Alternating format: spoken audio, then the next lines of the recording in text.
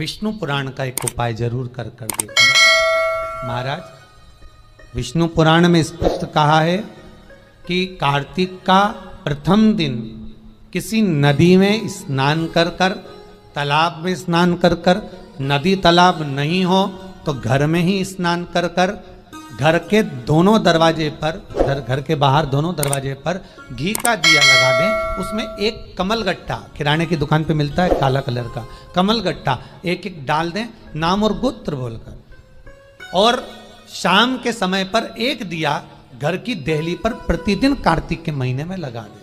महाराज, विष्णु पुराण का उपाय है।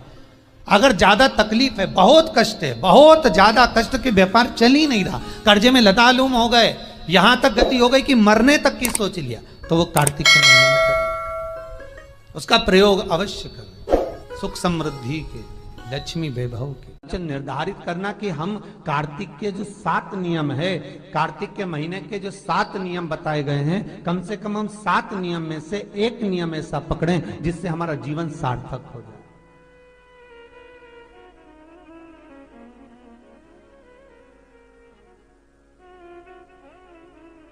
आप भले 7 नियम नहीं कर रहे कार्तिक के, भले एक नियम करो, पर वो नियम हमारा पूर्ण चलना चाहिए, उसकी नियम की पूर्णता पूर्ण होना चाहिए। आपको कहा था कार्तिक के 7 नियम हैं, उसमें पहला दीपदान, दूसरा तुलसी पूजन, तीसरा भूमि पर शयन, चौथा शरीर पर तेल नहीं लगाना, पांचवा सुंदर दलहन की चीजों का त्याग करना, और छठा ब्रह्मचार्य व्रत का पालन करना, और सातवां अपने जीवन में कार्तिक के महीने में चाहे वाणी का संयम हो, चाहे भोजन का संयम हो, चाहे शब्दों का संयम हो, चाहे दृष्टि का संयम हो, चाहे इंद्रियों का संयम हो, वो संयम रखें।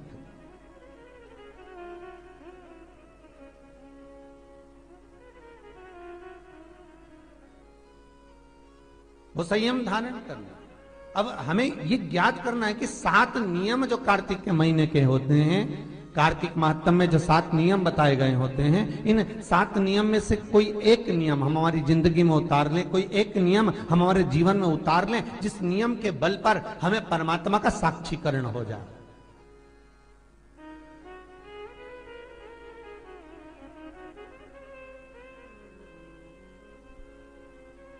कोई एक नियम, अगर आप दीप दान कर रहे हो कार्तिक के महीने में, प्रतिदिन आपने 1 महीना तक दीप दान करा महाराज, तो ये भी आपका एक नियम है। 1 महीने तक आपने जो तुलसी में जल चढ़ाया, ये भी आपका नियम है। आपने अगर वाणी पर संयम रखा है, ये भी आपका महाराज। एक बहुत सुंदर बात कार्तिक के माध्यम से लीजिएगा अपने जीवन में उतारने के। कार्तिक के महीने का 7वां नियम याद रखना, संयम।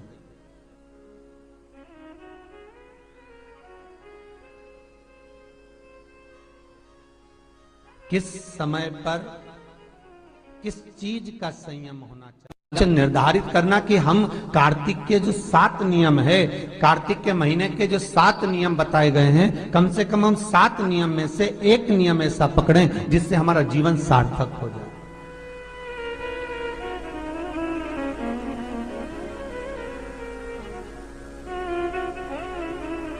आप भले 7 नियम नहीं कर रहे कार्तिक के, भले एक नियम करो, पर वो नियम हमारा पूर्ण चलना चाहिए, उसकी नियम की पूर्णता पूर्ण होना चाहिए। आपको कहा था कार्तिक के 7 नियम हैं, उसमें पहला दीपदान, दूसरा तुलसी पूजन, तीसरा भूमि पर शयन, चौथा शरीर पर तेल नहीं लगाना, पांचवा सुंदर दलहन की चीजों का त्याग करना, और छठा ब्रह्मचार्य व्रत का पालन करना, और सातवां अपने जीवन में कार्तिक के महीने में चाहे वाणी का संयम हो, चाहे भोजन का संयम हो, चाहे शब्दों का संयम हो, चाहे दृष्टि का संयम हो, चाहे इंद्रियों का संयम हो, वो संयम रखें।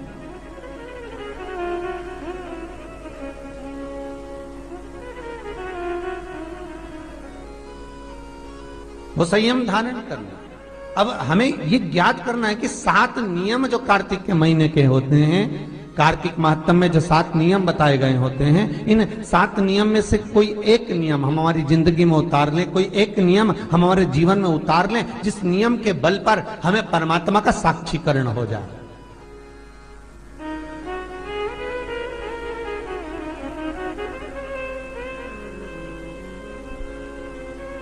कोई एक नियम, अगर आप दीप दान कर रहे हो कार्तिक के महीने में, प्रतिदिन आपने 1 महीना तक दीप दान करा महाराज, तो ये भी आपका एक नियम है। 1 महीने तक आपने जो तुलसी में जल चढ़ाया, ये भी आपका नियम है। आपने अगर वाणी पर संयम रखा है, ये भी आपका नियम। महाराज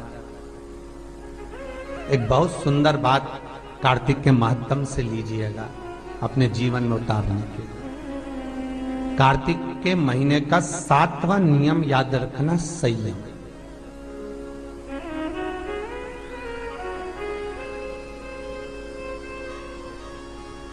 किस समय पर किस चीज का संयम होना चाहिए, ये हमारे विष्णु पुराण किस किसने सुनी है? हाथ उठा। विष्णु पुराण का 5वां अंश कार्तिक खंड वर्णन करता है, या स्कंद पुराण का कार्तिक खंड को उठा लीजिए, वो वर्णन करता है 24 तरह के दिए होते हैं। कितने तरह के? 24 तरह के दीप होते हैं। उस दीप में सर्वाधिक श्रेष्ठ दीप होता है तुलसी दल का दीप, तुलसी की डंडी से जो प्रकट किया है। बत्तियों का भी क्रम है, एक लंबी बत्ती होती है, एक गोल बत्ती होती है। होती कि नहीं होती? लंबी और गोल। ये वाला स्पीकर बंद है, बार बार बंद हो रहा, बार बार चालू हो रहा है, उसको देखिए जरा। बत्ती एक गोल होती है, एक लंबी होती है। गोल बत्ती और लंबी बत्ती में अंतर होता है, बहुत जमीन आसमान का अंतर है, बहुत ध्यान देना इसका। गोल बत्ती किस किस देवी देवता पे लगती है और लंबी बत्ती किस किस देवी देवता पे लगती है, तो स्कंद पुराण और विष्णु पुराण दोनों कहती है जो लंबी बत्ती होती है वो पितरों की जगह पर, पूर्वजों की जगह पर, पूर्वजों की जगह पर, बड़ के पेड़ के नीचे, पीपल के पेड़ के नीचे लंबी बत्ती का प्रमाण है। किसी देवी के स्थान पर, जो देवी की पूजन करते हैं, जगदम्बा की पूजन करते हो, पार्वती की करते हो, लक्ष्मी की करते हो, कुल देवी का स्मरण करते हैं, लंबी बत्ती का प्रमाण। और जो गोल बत्ती होती है, वो गोल बत्ती का प्रमाण किसी हनुमान मंदिर, राम मंदिर, शिव मंदिर, जितने देवताओं के मंदिर हैं वहां पर गोल बत्ती का प्रमाण। लंबी बत्ती देवी के स्थान पर इसलिए जलाई जाती है क्योंकि देवी वंश की और लक्ष्मी की वृद्धि करती है। तो लक्ष्मी और वंश बड़ा होना चाहिए, लंबा होना चाहिए। और देवता के सामने गोल बत्ती इसलिए लगाई जाती है कि हमारा मन, ये चित्त, ये वृत्ति आपके चरणों में टिकी रहे और एक दिन हम भी वैकुंठ का वास करें, इसलिए गोल बत्ती लगाई जाती है। एक सहस्त्र बत्ती होती है, करें दर्शन कभी? यहाँ पे माताएं बैठ बैठ के बनाती रहती है 100 बत्ती, 108 बत्ती, 108 बत्ती बनाकर भगवान के सामने। उसका क्या प्रमाण है? कौन से पुराण में लिखा है कि 108 और सहस्त्रावली बत्ती लगाई जाए? तो स्कंद पुराण में कार्तिक खंड के अंदर स्पष्ट किया गया, सहस्त्रावली बत्ती, 108 लंबी बत्तियों का जो प्रमाण है, वो कहते हैं कि जिस व्यक्ति ने किसी तीर्थ को ना करा हो, पूरे तीर्थ नहीं गए हो, सारे तीर्थों का स्नान नहीं करा हो, किसी तीर्थ में दर्शन करने से वंचित रह गए हो, तो 108 बत्ती की एक बत्ती बनाकर किसी नारायण के मंदिर में, शिव मंदिर में, देवी के मंदिर नहीं, केवल देवता के मंदिर में अगर उसको घी में भिगोकर प्रज्वलित कर दिया जाता है तो सारे तीर्थों के दर्शन का फल उस जीव को प्राप्त हो जाता है। उसको सहस्त्रावली बत्ती। दान का मतलब जानते हो आप लोग? क्या मतलब है? यमुना जी के घाट पर जाना, गंगा के घाट पर जाना, नर्मदा के घाट पर जाना और घाट पे जाके दिया लगाना, उसको हमारे यहाँ क्या कहते हैं? दीपदान। पर दुनिया के लोगों ने दीपदान के महत्व को कुछ दूसरा ही बना दिया। दिया जलाते हैं और नदी में छोड़ते हैं। भैया कौन सी पुराण में लिखा है दादा? कौन सी पुराण में लिखा है कि दिए को उठाकर नदी के अंदर छोड़ो? एक बात बताओ, सास तुम्हारी ऐसी बैठी सामने, तुम उसकी पूजन करोगी या थाली रखोगी या दिया जलाओगी तो उसके सामने रखाओगी कि उसके सिर पे जलाओगी? अरे बोलो तो सही, दिया कहाँ जलाओगे, उसके सामने कि सिर पे? पर दुनिया के लोग दिया कहाँ जला रहे हैं? दिया जला के छोड़ते हैं गंगा जी में, यमुना जी में, सरयू जी में, उसके अंदर छोड़ते हैं। तो ये तो दोष है ना, ये तो दोष माना जाता है। दिया दान करने का सबसे बड़ा क्रम है कि दीप दान करना है तो घाट पर लगाइए, पीपल के वृक्ष के नीचे दीप लगाइए। कार्तिक महीने में पूर्णिमा के दिन जो दीप दान दिया जाता है उस दीप दान की बड़ी महत्वता होती है। हिंदू धर्म में केवल 3 दिन ऐसे होते हैं जिसके दीप दान का फल मनुष्य को नहीं मिलता। हिंदू धर्म में केवल 3 दिन ऐसे होते हैं जिसके दीप दान का फल मनुष्य को नहीं मिलता। कौन से 3 दिन है? जल्दी बोलो। हिंदू धर्म में 3 दिन ऐसे हैं जिसके दीपदान का फल मनुष्य को नहीं मिलता।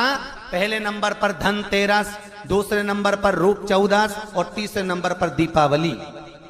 इस दीपावली, धनतेरस और रूप चौदस, ये 3 दिन दिए दान का फल मनुष्य को नहीं मिलता है महाराज। क्यों नहीं मिलता महाराज? हम तो जला जला के और ओटले पे जलाएं, पीपल के नीचे लगाएं, खूब दीपदान करते हैं, तो इसका फल मनुष्य को क्यों नहीं मिलता?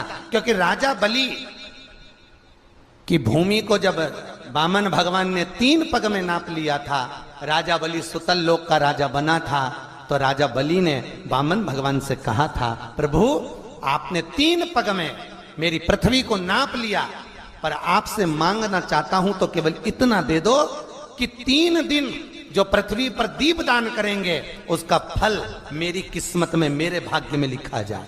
भगवान ने पूछा कौन कौन से? तो कहा एक धनतेरस, दूसरा रूप चौदस, तीसरा दीपावली। इतने में लक्ष्मी जी आके खड़ी हो गई। लक्ष्मी जी ने कहा राजा बलि से, भैया पृथ्वी के लोग सबसे ज्यादा पूजन तो उसी दिन करते हैं, उसी दिन दीपदान करते हैं, और लोग तो धनतेरस के दिन दिया लगाते हैं, रूप चौदस के दिन लगाते हैं, दीपावली के दिन लगाते हैं, और सारा पुण्य तेरे खाते में लिखा जाएगा, तो उनके खाते में क्या होगा? इतने में राजा बलि ने कहा, बहन लक्ष्मी चिंता मत कर, दीपावली के बाद में जो कार्तिक पूर्णिमा आएगी, उस कार्तिक पूर्णिमा के दिन जो किसी जलाशय के पास में जाकर, नदी, तालाब, कुंड, कुआं, किसी जलाशय के पास में जाकर अगर एक दिया लगा देंगे तो उसको 3 दिन का पुण्य फल 1000 गुना होकर प्राप्त हो जाएगा। 1000 गुना। इसलिए हमारे यहाँ पर दीपावली को तो केवल दीपावली कहते हैं, पर कार्तिक की पूर्णिमा को देव दीपावली कहते हैं। कौन सी दिवाली है? जम के बोलो जरा। देव दीपावली। दीपावली से बड़ी दीपावली